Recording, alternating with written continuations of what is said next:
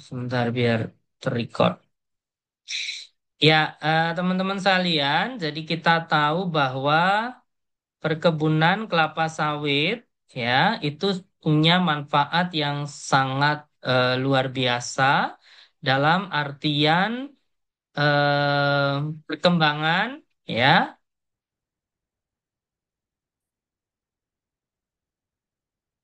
Ya, jadi gambaran perkebunan kelapa sawit ini sungguh sangat luar biasa ya.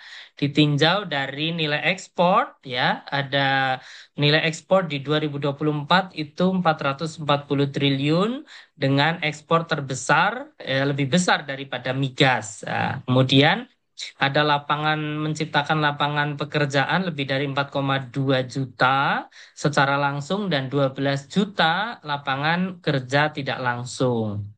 Nah, kemudian lapangan kerja di bidang pertanian ini juga didominasi oleh perkebunan kelapa sawit serta bermanfaat bagi ketahanan energi di mana untuk biofuel. Nah, gambaran secara perdagangan internasional yang berupa ekspor impor kelapa sawit ya. Kalau kita lihat dari volume ekspor Indonesia ini selalu mengalami fluktuasi di mana di 2023 ini sangat luar biasa tinggi dan kemudian juga impor ya, khususnya impor produk-produk hilirnya. Jadi ekspor CPO tapi impor produk hilir ya seperti kosmetik, kemudian juga seperti produk-produk downstream lainnya. Nah, ini nilai ekspornya semakin tinggi. Nah, kemudian di dalam konteks perkebunan kelapa sawit ya kita mengekspor ke negara-negara di seluruh hampir di seluruh dunia ya. Yang paling besar kalau dari data statistik itu adalah di India, kemudian Cina ya, kemudian Pakistan, kemudian di USA, Bangladesh, Mesir, Malaysia, Vietnam, Spanyol, Myanmar dan lain sebagainya. Termasuk Uni Eropa yang ada di sana. Nah, kemudian nilai ekspor secara keseluruhan CPO dan turunannya ya ini kalau kita lihat sungguh sangat besar begitu ya, baik dari CPO dan turunannya dan juga kernel palm oil dan turunannya. Nah, betapa banyaknya apa namanya peran perkebunan kelapa sawit dalam perdagangan internasional, yaitu ekspor impor lah, khususnya kita banyak ekspor, tetapi juga ada impor, karena kita ekspor sebagian besar CPO, ada produk hilir, tapi kita juga impor apa namanya produk-produk hilir, ya. Kalau kita lihat posisi strategis ekspor minyak sawit di Indonesia di perdagangan minyak nabati, ya memang kita Indonesia itu menguasai pangsa pasar ya. Jadi 58%, sisanya Malaysia, ada Nigeria, Thailand dan negara-negara lain. Jadi Indonesia ini mendominasi apa namanya ekspor minyak sawit di seluruh dunia. Nah, sehingga peran Indonesia di dalam konteks perdagangan di perkebunan ataupun mungkin di tingkat global terkait dengan perkebunan dan produk hilir minyak sawit ini sungguh sangat luar biasa besar. Nah, kemudian kalau kita lihat bahwa perbandingan produktivitas minyak nabati dunia dibandingkan dengan minyak-minyak nabati lainnya, ada soybean atau minyak kedelai, sunflower, minyak bunga matahari, rapeseed ya. Kita tahu bahwa produktivitasnya hanya 0,4 ya, 0,4, kemudian 0,6, 0,7. Nah, kalau kita lihat perkebunan kelapa sawit atau produk sawit itu 4 ton per hektar. Nah, sehingga sertifikasi di dalam konteks sistem manajemen di perkebunan kelapa sawit khususnya ini sangat luar biasa penting karena dibutuhkan di dunia domestik dan di dunia internasional. Nah, kemudian dalam konteks ini, maka ada skema sistem manajemen perkebunan berkelanjutan, begitu ya. Nah, ini Kenapa pentingnya skema manajemen berkelanjutan, perkebunan berkelanjutan, yaitu kita kenal ada namanya triple bottom line, ada profit atau prosperity, people, planet. Juga bagaimana kedamaian atau peace dan partnership atau kemitraan. Nah, tentunya ada 4 elemen tujuan pembangunan perkebunan berkelanjutan, yaitu adalah pertumbuhan dan keadilan secara ekonomi, pembangunan sosial, konservasi sumber daya alam dan perlindungan lingkungan, tata kelola pemerintahan yang baik, ya, dan lain sebagainya. Nah, kenapa perlu untuk sistem manajemen berkelanjutan, perkebunan berkelanjutan, ya? Nah, ini ada current isu bahwa di perkebunan kelapa sawit isunya banyak. Ada isu terkait dengan lingkungan, deforestasi ya. Deforestasi itu adalah perusakan hutan. Kemudian isu gajah yang mati itu artinya biodiversity yang terbunuh gitu ya. Kemudian isu ketenaga kerjaan di mana orang bekerja di sawit tidak menggunakan alat pelindung diri atau APD dan mempekerjakan anak barangkali, dan kemudian isu gas rumah kaca dalam hal ini adalah apa namanya, untuk pemanasan global atau global warming, di mana industri-industri yang dibuka di kebun sawit itu pun juga menyebabkan global warming. Nah, sehingga di sini perlu sistem manajemen berbasis sertifikasi perkebunan kelapa sawit. Yang pertama adalah ISPO, ya. Kenapa ISPO dan kemudian apa dasarnya ISPO, ya? ISPO adalah apa namanya, sistem perkebunan kelapa sawit yang layak ekonomi, layak sosial budaya, dan juga ramah lingkungan berdasarkan ketentuan peraturan perundangan. Dan sertifikat ISPO ini, ya, ini merupakan kewajiban bersifat mandatori, dan kemudian rangkaian kegiatan penilaian sesuai dengan tahapan usaha perkebunan yang berkaitan dengan pemberian jaminan kualitas yang tertulis, bahwa produk tersebut, ya, tata kelolanya telah memenuhi prinsip dan kriterianya. Ya. Nah, karena ini bersifat wajib, ya, maka ada payung hukum. Payung hukumnya apa? Undang-Undang Perkebunan Nomor 39 2014, ya, tentang ISPO sendiri.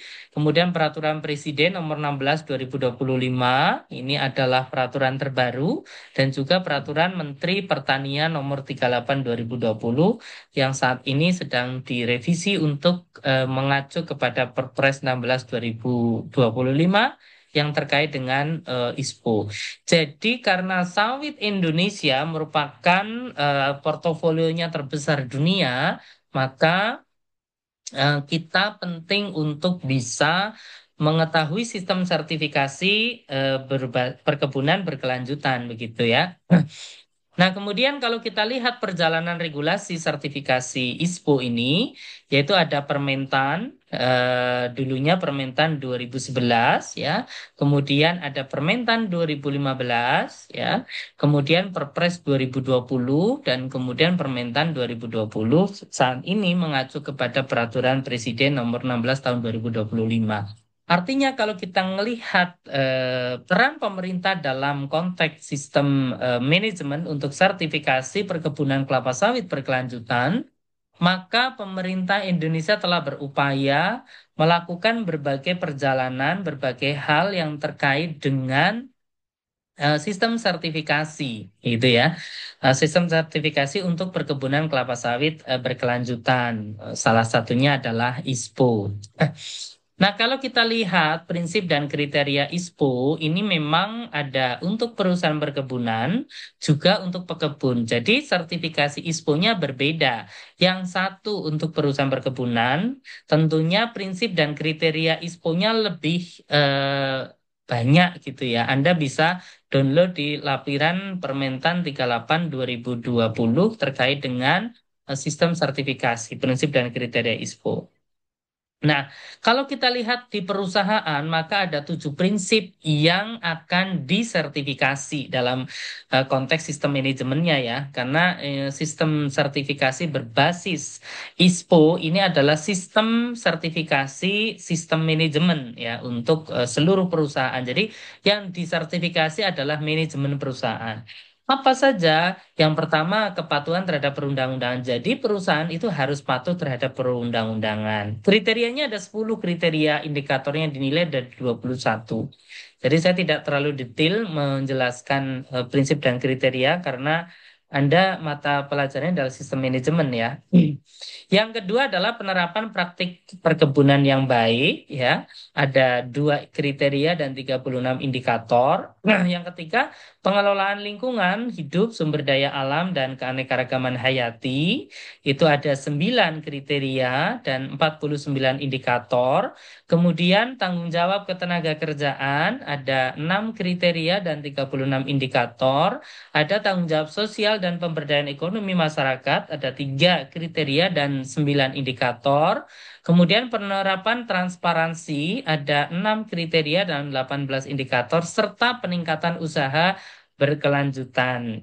Ini adalah sistem manajemen sertifikasi ISPO bagi perusahaan. Jadi kalau kita mengaudit ISPO itu sangat banyak. Ada 7 prinsip apa namanya? Mudah-mudahan nanti ketika di praktikum bisa disinggung bagaimana sistem manajemen berbasis ISPO itu di perusahaan perkebunan atau juga di pekebun. Jadi banyak sekali prinsip dan kriterianya ya. Nah, kemudian untuk pekebun itu cuma 5.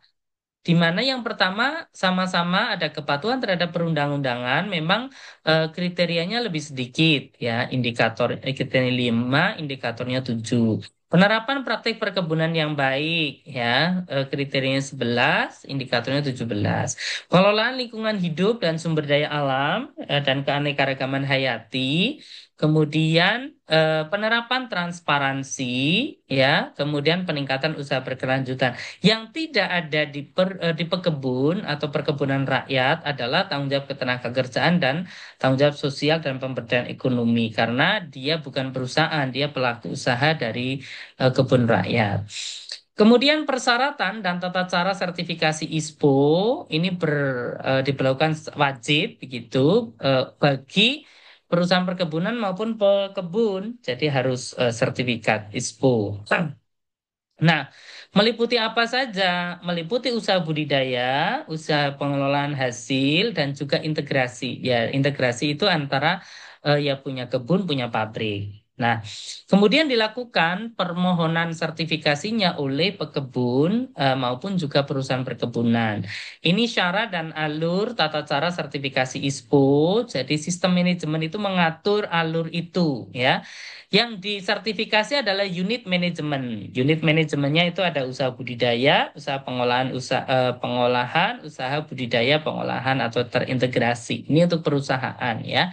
Nah, kemudian melakukan permohonan sertifikasi kepada lembaga sertifikasi ISPO, ada lebih dari 27 lembaga sertifikasi ISPO. Kemudian dilakukan verifikasi dokumen, meliputi apa saja? Izin usaha perkebunan, itu ada izin usaha perkebunan, IUP.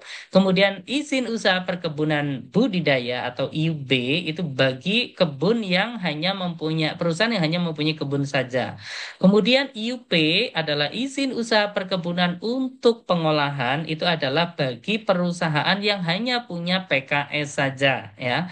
Kemudian SPUP, kemudian itu PP dan ITUIP ya, itu untuk perusahaan perkebunan. Yang kedua adalah hak asasi tanah. Di situ ada HGB, kemudian ada HGU, ada hak pakai ya. Kemudian ada izin lingkungan, kemudian ada penetapan usaha kebun yang sekarang tidak menjadi persyaratan, kemudian memiliki auditor internal minimal untuk 2 orang, ini persyaratan.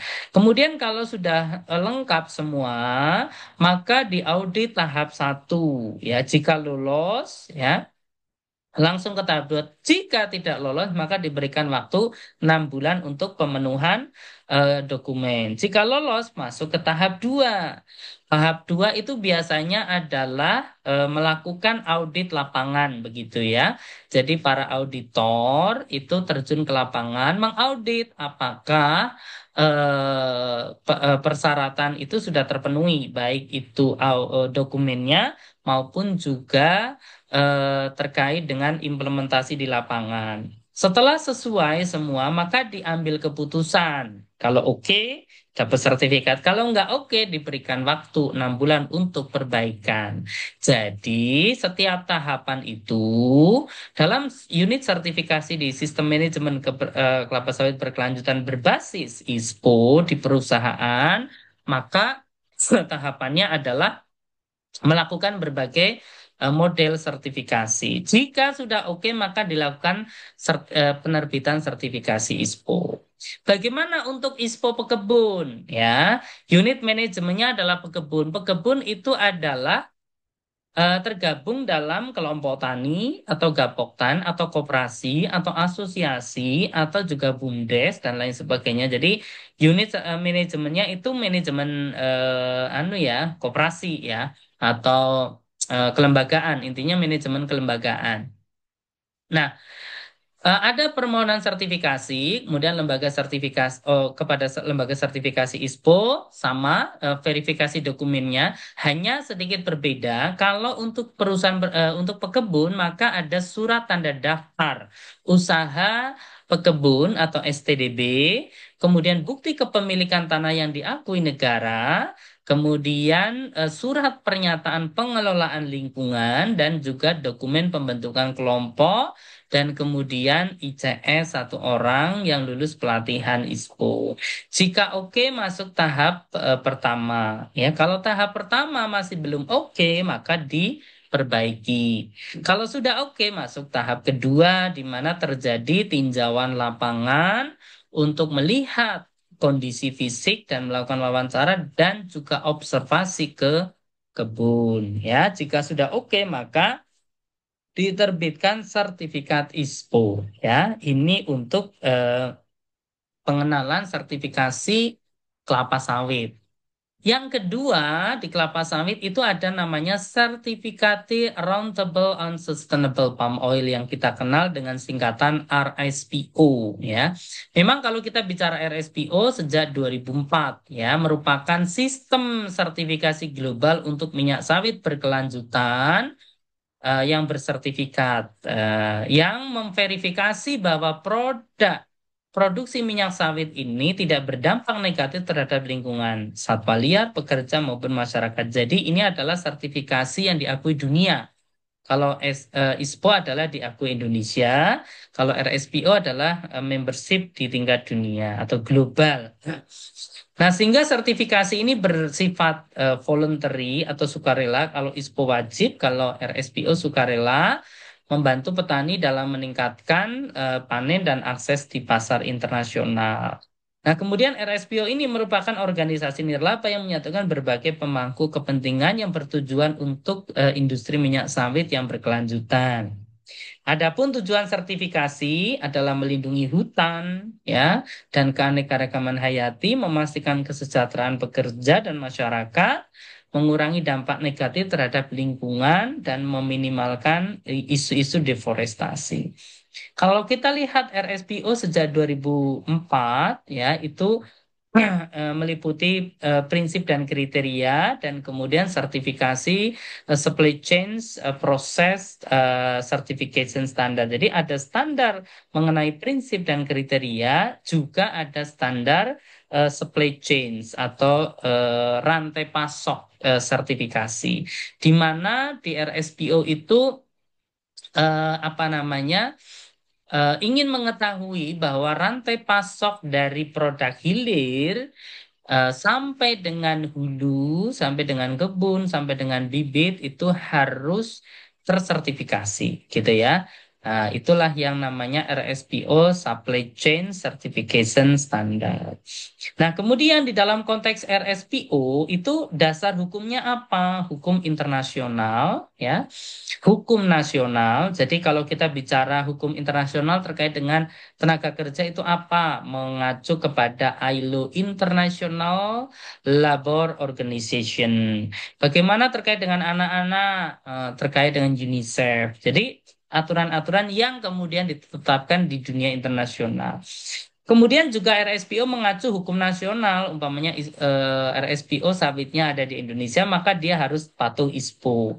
Dia harus patuh perizinan, dia harus patuh hukum-hukum nasional. Bagaimana kalau RSPO dari Malaysia, maka dia harus taat terhadap produk-produk hukum dari Malaysia. Umpamanya ada MSPO ya di Malaysia. Kemudian ada juga aturan-aturan yang ada di Malaysia negara asalnya ya. Jadi hukum nasional. Kemudian national interpretation ya, kemudian juga mengacu kepada artinya national interpretation masing-masing negara punya interpretasi yang sesuai dengan negaranya gitu ya. Jadi kalau Malaysia Malaysia, Nigeria Nigeria, kemudian India India gitu ya. Jadi namanya national interpretation. Kemudian ada disebut FP ya, ini terkaitan dengan culture ya, suku adat. Jadi RSPO itu mematuhi peraturan yang ada di adat istiadat. Umpamanya kita bicara adat istiadat di Kalbar yang mungkin masyarakat adat ada Dayak, kemudian di Papua juga ada adat dari suku Papua, kemudian di Medan juga mungkin ada adat Batak yang kemudian ada prinsip-prinsip yang harus ditaati oleh masyarakat pekebun setempat. Maka dalam konteks RSPO dia harus mentaati terhadap hukum adat. Meskipun juga berlaku hukum internasional, nasional, interpretation, dan adat. Jadi RSPO itu lebih global gitu ya. Dia seluruh hukum atau peraturan atau norma baik di tingkat adat, nasional, internasional ini eh, harus ditaati. Nah, kemudian bagaimana sih sesungguhnya TOC atau Theory of Perubahan Rencana Umum dalam konteks RSPO untuk minyak sawit berkelanjutan? Maka kalau kita lihat, yang pertama adalah prinsip panduan itu adalah model kesesuaian dan kepercayaan, jadi kredibilitas. Kalau kesesuaian adalah peningkatan yang terus-menerus, ada inovasi, ya, dan menimbulkan kepercayaan, keselarasan, kredibilitas, dan inklusivitas. Kemudian komitmen kolaborasi dan akuntabilitas, ya, peran dari kepemimpinan, sistem, ya, platform. Kemudian strategi mobilisasi ditinjau dari tolak ukurnya bagaimana, kemudian sertifikasinya seperti apa, pendekatan partisipasi bagi petani bagaimana, pendekatan secara yuridis gitu seperti apa secara hukum ya, menghasilkan permintaan komitmen dan lain sebagainya. Nah, kemudian bagaimana keterlibatan para pelaku kepentingan ya, baik dari sisi pasar, kelembagaan, daya dukungnya dan juga meningkatkan jumlah pekebun. Bagaimana komitmen pasar ditingkatkan, keanggotaan ditingkatkan, kemudian ketelacakan atau rantai supply-nya, platform dan lain sebagainya. Nah, ini berbagai macam standar baik partisipasi petani dan lain sebagainya. Nah, kemudian di dalam RSPO juga bagaimana menjunjung hak asasi manusia atau HAM, ya tidak ada pelanggaran HAM. Nah, kemudian sehingga adanya kepercayaan terkait dengan pasar untuk minyak sawit, perkebunan kelapa sawit berkelanjutan, bertransformasi dalam jangka panjang, ya bagaimana akses inklusivitas masyarakat yang harmonis, keanekaragaman yang hayati dan lain sebagainya. Sehingga di dalam prinsip RSPO itu adalah bagaimana masyarakat, kesejahteraan dan juga lingkungannya itu mempunyai dampak ya yang luar biasa untuk mempunyai visi minyak sawit yang berkelanjutan yang kemudian inilah menjadi norma atau menjadi standar. Ya, ini ada 7 prinsip kriteria perusahaan RSPO bagi perusahaan, di mana aspek prosperity itu ada prinsip satu, bagaimana perusahaan perkebunan itu harus menjunjung kode etik dan transparan kepada seluruh stakeholder. Yang kedua, bagaimana perusahaan ini harus beroperasi, mempunyai operasi secara legal, patuh terhadap hukum yang berlaku, dan kemudian menjunjung tinggi kebenaran. Jadi harus ada hal-hal yang normatif dalam konteks kebenaran. Kemudian prinsip yang ketiga, bagaimana perusahaan itu harus menjunjung produktivitas yang optimal, kemudian melakukan efisiensi pada perusahaan, memberikan dampak yang positif, dan kemudian kemampuan perusahaan untuk mempunyai daya tahan dari setiap goncangan ekonomi. Kemudian aspek yang kedua adalah aspek people, di mana prinsip 4 kita perusahaan harus respect terhadap sebuah komunitas, ya, dan menjunjung tinggi terkait dengan human right atau hak asasi manusia, dan mendeliver keuntungan melakukan CSR atau corporate social responsibility. Prinsip 5 bahwa perusahaan harus melakukan support, mendukung kepada smallholders yang inklusif, ya. Kemudian yang keenam adalah perusahaan harus respect kepada pekerja, menjunjung tinggi hak-hak pekerja dengan berbagai kondisi yang ada.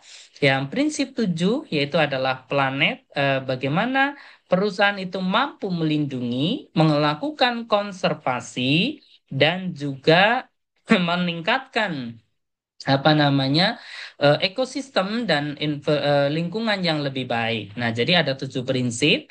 Nah, sehingga kalau kita bicara RSPO ini adalah member base atau punya membership, di mana membershipnya adalah terkait dengan eh, International Certification Schema. Di situ ada membership dari oil palm growers atau para pelaku usaha perkebunan, yang di situ ada petani, di situ ada perusahaan, ya. Kemudian palm oil processors and traders. Jadi apa namanya? Ada palm oil, pabrik kelapa sawit, dan juga pelaku usaha perdagangan. Kemudian consumer goods manufacturers. Jadi ada industri hilir yang bergerak di industri makanan yang konsumen, dan juga pabrik-pabrik lainnya. Kemudian juga ada NGOs yang berkaitan dengan lingkungan, sosial, bank, investor, dan juga retail, ya. Nah, prinsip dan kriteria RSPO untuk pekebun. Nah, untuk pekebun sendiri bagaimana? Nah, itu ada P-nya atau prosperity adalah prinsip satu.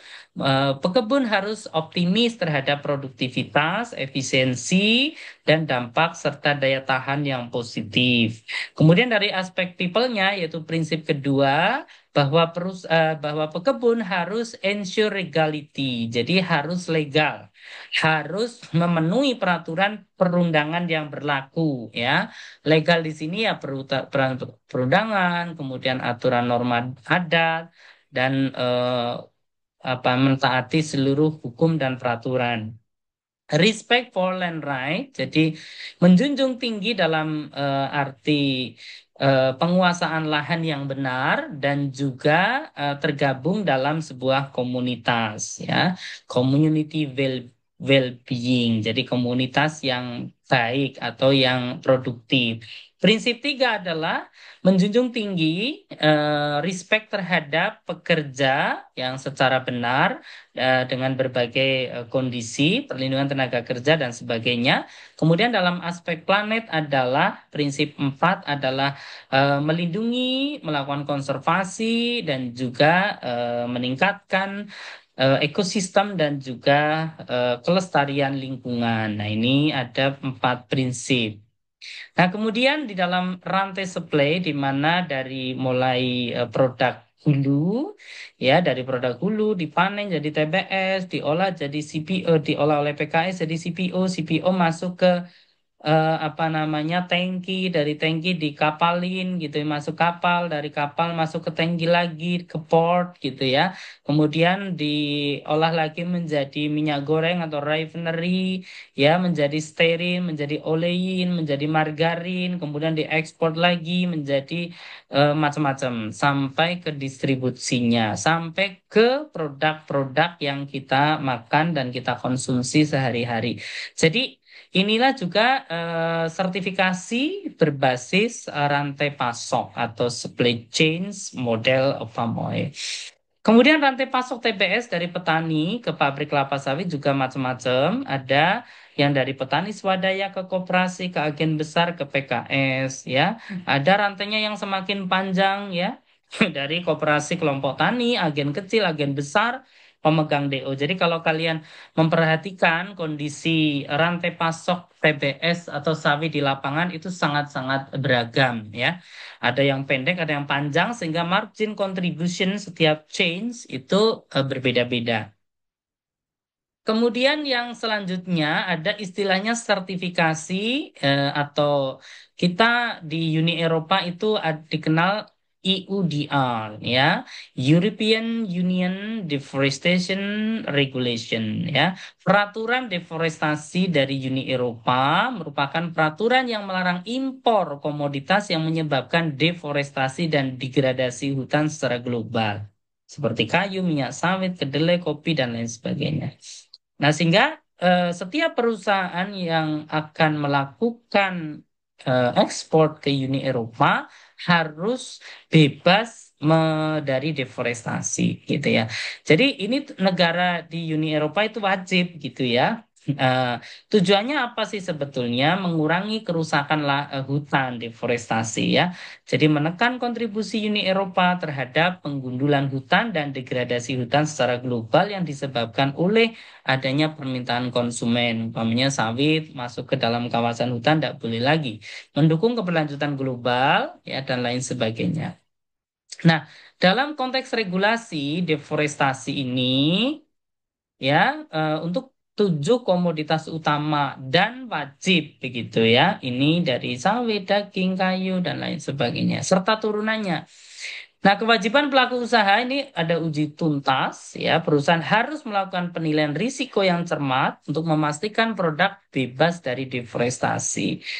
Ya, kemudian pelaporan lokalisasi yang mereka harus ada koordinat geografis yang kemudian di mapping secara ini tidak masuk dalam kawasan hutan dan transparansi yang memastikan rantai pasok itu transparan. Ini berbagai macam komoditas yang diekspor ke apa namanya ke Uni Eropa gitu ya. Berbagai macam produk yang terdampak dalam EUDR. Nah, kalau kita lihat dari perkembangan EUDR itu ada kesempatan politis di 2022, kemudian adopsi ke parlemen oleh parlemennya di Uni Eropa, Dewan, dan kemudian berlaku ya untuk operator dan kemudian berlaku untuk di seluruh pelaku usaha, baik apa namanya kecil maupun sedang maupun besar.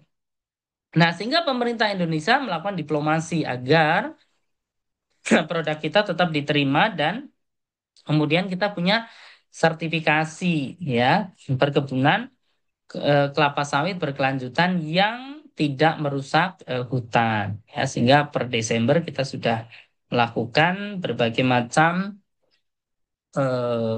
negosiasi kepada Uni Eropa bahwa sawit Indonesia yang disertifikasi sudah ISPO itu tidak masuk dalam kawasan hutan dan tidak melakukan deforestasi. Nah, bagaimana dampaknya ya? Jadi ada petani kecil ya, kemudian negara dan juga sertifikasi nasional. Bagaimana implikasinya ya? Dampaknya tentu banyak dari bagi eksportir, peraturan ini berimplikasi besar yang mengekspor komoditas seperti Indonesia. Kendala teknis ya. EUDR itu mengalami penundaan karena kendala teknis pada sistem IT memantau volume data yang lebih besar dan kemudian dukungan dari Uni Eropa. ya membantu negara-negara produsen ya untuk dukungannya dalam panduan dalam transisi rantai pasok yang bebas deforestasi. Nah, apa sih sebetulnya manfaat sertifikasi keberlanjutan atau sistem sertifikasi manajemen berkelanjutan ya?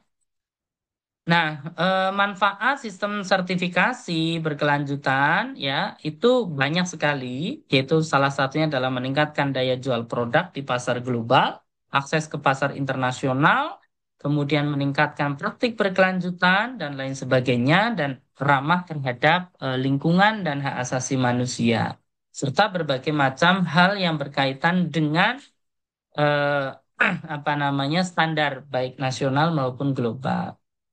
Manfaat ISPO bagi perusahaan dan pekebun, ya, bagaimana meningkatkan daya saing, kepatuhan hukum, kelestarian lingkungan, meningkatkan kesejahteraan, mengurangi dampak solusi, mendukung investor, meningkatkan reputasi, pengelolaan yang lebih baik, dan pengurangan emisi gas rumah kaca. Ini adalah komitmen bagi perusahaan pasar adalah akses pasar, meningkatkan kepercayaan, visibilitas branding, efisiensi, ya, perlindungan lingkungan, pengelolaan sampah yang lebih baik, pengurangan menggunakan pestisida, ya. Kemudian perlindungan hak asasi hak pekerja, meningkatkan produktivitas, inklusi, kesejahteraan masyarakat lokal. Kemudian ada juga pembagian premi, ya, dana premi, ya, dan nilainya merupakan keuntungan dari lembaga dari apa namanya pelaku usaha perkebunan yang diinisiasi oleh RSPO, baik untuk perusahaan, kemudian maupun juga petani. Nah, apa sih tantangan dalam masalah sertifikasi ISPO? Ya, tantangannya banyak. Ya, bagaimana aspek legal, ya, aspek perkebunan tata kelolanya yang lebih baik, dan juga tantangan-tantangan dalam perampasan tanah adat, isu keberlanjutan dan sebagainya. Nah, bagi pekebun juga cukup banyak. Bagaimana status lahan yang belum bersertifikat, tata letak, ya, terdapat kelembagaan yang belum jelas, pola budidaya, ya, kemudian tata kelola administrasi dan juga terjadinya konflik. Kemudian tantangannya bagaimana kelembagaan belum ada, ya, kepemilikan lahan, ya, bagaimana STDB, SPPL, benih belum bersertifikat dan sebagainya. Ini adalah tantangan. Ya, baik. Barangkali itu sedikit terkait dengan apa namanya sertifikasi global ya dalam sistem manajemen. Oke, ada pertanyaan silakan. Oke, kalau enggak karena nanti pertanyaan pada waktu ketemu langsung ya karena nanti dilanjutkan praktikum ya. Selamat dan sukses untuk teman-teman sekalian. Kita akhiri kuliah hari ini dengan semangat pagi ya. Assalamualaikum warahmatullahi wabarakatuh. Waalaikumsalam warahmatullahi wabarakatuh. Waalaikumsalam Terima kasih, warahmatullahi Pak. wabarakatuh. Ya, terima Terima kasih, kasih. Pak. Sehat selalu, Pak.